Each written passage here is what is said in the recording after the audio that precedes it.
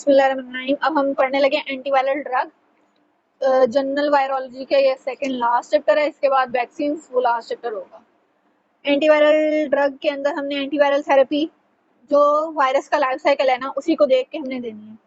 अब सबसे पहले अर्ली इवेंट्स के अंदर अनकोटिंग को कौन प्रिवेंट करेगा? एमेंटाडीन, रिमेंटाडीन, एम्फोरेटाइड, मैराविरोक, प्लाविजुमैब।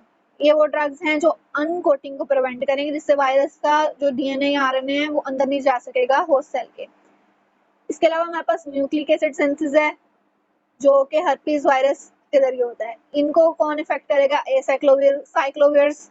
कौन सी? एसाइक्लो, गैंसीसाइक्लो, वेलासाइक्लो, वेलगेनसाइक्लो, पेंसिसाइक्लो, फेमसिसाइक्लो, सीडोफोविर, विडाराबीन, आइड्रोक्सोरुडीन और उसके अलावा ट्राइफ्लोराइड फॉस्फाकार्नेट। ये हमारे पास ड्रग्स हैं जो कि न्यूक्लिक एसिड सिंथेसिस को इनहिबिट करेंगी। न्यूक्लिक एसिड हर्पीज में। अब यही एचआईवी के अंदर न्यूक्लिक एसिड सिंथेसिस को इनहिबिट करने वाला काम कौन करेगा? वो हमारे पास है जिडुविडिन, लैमिविडिन, एम्ट्रिप्टाबिन, डायाडिनोसिन, स्टैबिउडिन, एबाकैविर, टिनोफोविर, निवारापिन, डेलाविराडिन, एफाविरिन्स, एटेराविन्स, रिल्पिविरिन। मेनली ड्रग्स का काम जो है वो फार्मा के अंदर आना है, लेकिन इसके अंदर हमने एक दफा गो थ्रू तो करना है। न्यूक्लिक एसिड एचबीवी के लिए कौन सी है? एडिगोफिर, एंटिकाविर, लैमिविडिन, टैलिबिविडिन, टिनिवोफिर। हेप सी के लिए कौन सी है? सोफोस्पोविर। अदर वायरसेस के लिए हमारे पास कौन सी है? रिबाविरिन। ठीक है।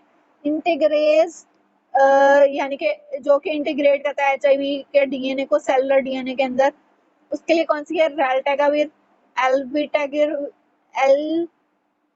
एल्बिटागाविर और डोल्टिग्राविर।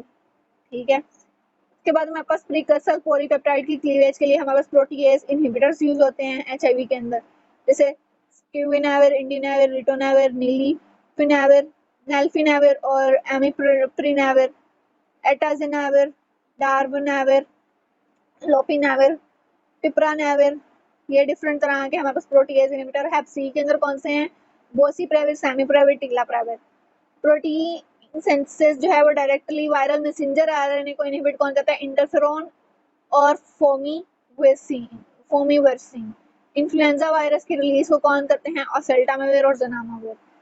इतनी डिटेल से याद करने की जरूरत हमें यहाँ पे नहीं है, हमने ये याद करने हैं इन फार्मा। एंटीवायरल ड्रग जो अर्ली को ब्लॉक कर रहे हैं, अनकोटिंग को एमेंटाडिन, रिमांटाडिन। फ्यूजन इनहिबिटर कौन सा है? एनफिबिटाइड। अटैचमेंट इनहिबिटर कौन सा है? मैराविरोक। मोनोक्लोनल एंटीबॉडी जो कि फ्यूजन प्रोटीन को इनहिबिट कर रही है, प्लाविजुमैब। इसके अलावा हमारे पास वायरल न्यूक्लिक एसिड की सिंथेसिस को न्यूक्लियोसाइड इनहिबिटर कौन से हैं? Acyclovir, ganciclovir. जो सारे साइक्लोविर्स हैं ये एनआरटीआईज हैं, nucleoside reverse transcriptase inhibitor. Acyclovir, ganciclovir, valacyclovir, valganciclovir, penciclovir, famciclovir. और नॉन न्यूक्लियोसाइड इनहिबिटर कौन सा है? फॉस्फोकार्नेट। रिवर्स ट्रांसक्रिप्टेज के इनहिबिटर कौन से हैं? न्यूक्लियोसाइड और नॉन न्यूक्लियोसाइड ये हैं एनआरटीआईज और एनएनआरटीआईज। जिडुविडिन, लैमिविडिन, एम्ट्रिप्टाबिन, डायाडिनोसिन, स्टैबिउडिन, अबेसाविर और टिनोफोविर। और एनएनआरटीआईज कौन से हैं? निवारापिन, डेलाविराडिन, एफाविरिन, एट्राविरिन और रिल्पिविरिन। और इनहिबिशन कौन कर रहा है? न्यूक्लिक एसिड सिंथेसिस की रिबाविरिन। ये अब हम डायग्राम से भी अगर देख लें तो अटैचमेंट को इनहिबिट कौन कर रहा है? प्लाविजुमैब। उसके बाद ये रिसेप्टर के साथ अनकोटिंग, उसके बाद कौन सी रोक रहा है? एमेंटाडिन। न्यूक्लिक एसिड सिंथेसिस को कौन रोक रहे हैं? एसाइक्लोविर, गैंसीसाइक्लोविर, फॉस्फोकार्नेट, सीडोफोविर, रेबाविरिन, एडिगोफोविर। ये डिफरेंट नेम है। ट्रांसलेशन को कौन रोक रहे हैं? यानी मैसेंजर आरएनए फॉर्मेशन को इंटरफेरॉन अल्फा बीटा और फोमिविरिसिन। इसके अलावा हमारे पास असेंबली को कौन रोक रहे हैं? हमारे पास बोसीप्रेविर, टिग्लाप्रेविर। और रिलीज को कौन कर सकते हैं? ओसेल्टामेविर और ज़नामाविर। इसके अलावा हमारे पास एचआईवी के साइकिल के अंदर कौन रोक रहा है? एचआईवी के साइकिल के अंदर हमारे पास एंट्री इनहिबिटर कौन है? एनफिबिटाइड, मैराविरोक, जो कि इसके CD4, CCR5 और CXR4 पे एक्ट कर रहे हैं। इसके अलावा रिवर्स ट्रांसक्रिप्टेज को कौन इनहिबिट कर रहा है? जिडुविडिन। डीएनए की इंटीग्रेशन को कौन रोक रहा है? रेल्टिगाविर। उसके बाद हमारे पास डीएनए की ट्रांसलेशन हो रही है और एंड पे एंट्री को कौन इनहिबिट कर रहा है? एंट्री को हमारे पास प्रोटीएज इनहिबिटर लाइक इंडिनावर वगैरह जो है वो रोक रहे हैं। कीमोप्रोफाइलेक्सिस के लिए यानी कि प्रिवेंशन के लिए कौन सी ड्रग यूज़ की जा सकती हैं? इन्फ्लुएंजा की प्रिवेंशन के लिए एमेंटाडिन, हर्पिस सिम्प्लेक्स वायरस या वेरिसेला जोस्टर के वायरस के लिए एसाइक्लोविर, साइटोमेगालो के लिए गैंसीसाइक्लोविर, ब्रोंकाइटिस निमोनिया जो कि RSV की वजह से कॉज हो रहा है, रेस्पिरेटरी सिंसिशियल वायरस, क्लेविजुमैब। इसके बाद हमारे पास HIV इन्फेक्शन न्यूनेट्स के अंदर कौन प्रिवेंट करे? ज़िडोविडिन। और HIV infection needle stick injuries की वजह से जो है उसको कौन प्रिवेंट करे? ज़िडोविडिन, लामिविडिन, एंटीनावर। वायरल वैक्सीन की अगर हम बात करें तो ये लास्ट चैप्टर है हमारे पास। लाइव वैक्सीन होती हैं, किल्ड वैक्सीन होती हैं। लाइव और किल्ड वैक्सीन के अंदर डिफरेंस क्या है? लाइव वैक्सीन में ड्यूरेशन ऑफ इम्यूनिटी लॉन्गर होता है, किल्ड वैक्सीन में शॉर्टर होता है। लाइव वैक्सीन में प्रोटेक्शन इफेक्टिवनेस ऑफ प्रोटेक्शन ज़्यादा होती है, इसके अंदर कम होती है किल्ड वैक्सीन में। लाइव वैक्सीन में दोनों एंटीबॉडीज आती हैं, IgA और IgG। किल्ड के अंदर सिर्फ IgG आती हैं। सेल मेडिएटेड इम्यूनिटी प्रोड्यूस हो जाती है लाइव वैक्सीन में, इसमें बहुत कम होती है। इंटरप्शन ऑफ ट्रांसमिशन हमारे पास ज़्यादा इफेक्टिव होती है, इसके अंदर कम इफेक्टिव होती है। विरुलेंस की रिवर्जन पॉसिबल है क्योंकि हमारे पास ये लाइव है, इसलिए विरुलेंस रिवर्ट भी हो सकती है, इसके अंदर नहीं हो सकती। स्टेबिलिटी होती है रूम टेम्परेचर पे इसकी लो, जबकि किल्ड वैक्सीन की हाई होती है। और excretion of vaccine virus and transmission to non immune contacts possible है इसके अंदर, क्योंकि हमारे पास एक्सक्रीशन के ज़रिए अगर फीकोरल रूट होगा ट्रांसमिशन का वायरस का तो और बंदों को भी हो सकती है, इसमें पॉसिबिलिटी है और इसमें नहीं है। इसके अंदर हमारे पास एग्जांपल है वायरस पोलियो की। पोलियो के अंदर लाइव वैक्सीन इसलिए नहीं देते क्योंकि वो फीकोरल रूट से एक्सक्रीट होके तो दूसरे बंदों को इफेक्ट कर सकता है।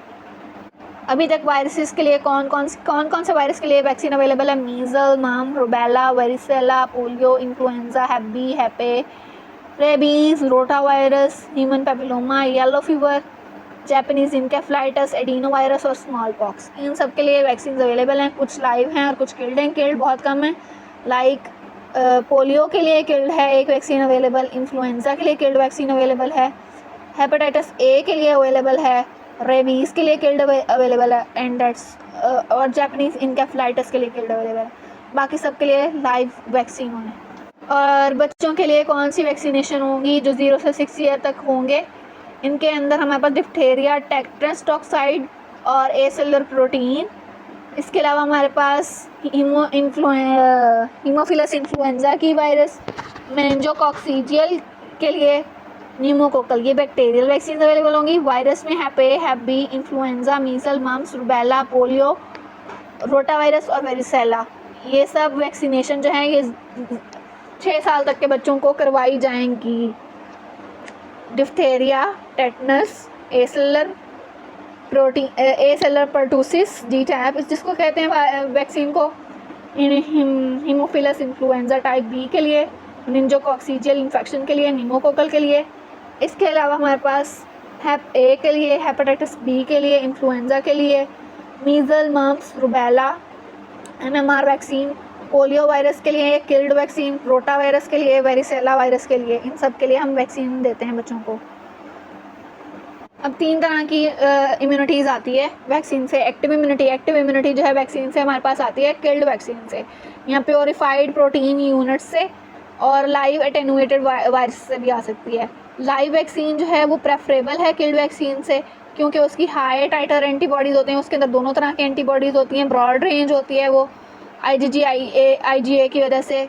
और उसके साथ प्रॉब्लम्स जो है ना क्या हैं कि वो आगे इम्यूनो कॉम्प्रोमाइज पर्सन के अंदर भी कर सकती है और आगे ट्रांसमिशन भी हो सकती है लोगों के अंदर। इम्यूनो कॉम्प्रोमाइज को नहीं दे सकते और प्रेग्नेंट लेडीज़ को नहीं दे सकते और आगे ट्रांसमिशन भी हो सकती है। पैसिव इम्यूनिटी का सीन ये है कि पैसिव इम्यूनिटी पर्सन एक्वायर करता है जब हम उसको प्री फॉर्म्ड एंटीबॉडीज़ लगाते हैं लाइक इम्यूनोग्लोबुलिन्स।